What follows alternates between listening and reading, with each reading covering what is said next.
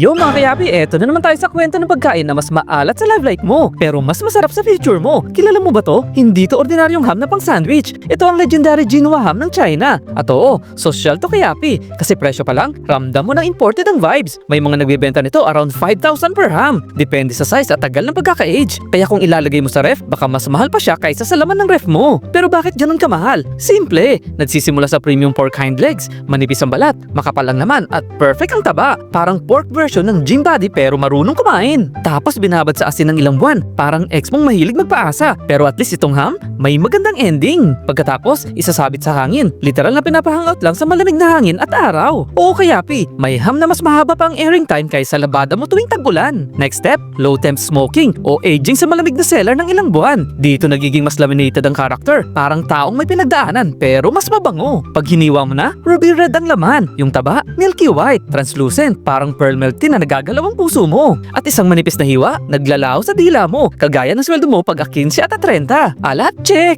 Tamis, check. Slightly smoky mystery, check. Rich pero hindi nakakaumay. Parang perfect talking stage na hindi toxic. Bawat kagat, tender chewy combo. Parang relationship mo na hindi nagtagal pero memorable. Kaya yung presyo nito, hindi ka bumibili ng ham. Bumibili ka ng history, tradition, at lasa ng pinaghirapan ng centuries. Literal na pagkain na may diploma. Pero ikaw kayapi, kung may ganito ka sa harap mo, kakainin mo ba agad o ipopost muna sa IG para aesthetic? Comment yes, tag someone na mahilig sa social na ulam. At follow mo ko for more kwentong malupit.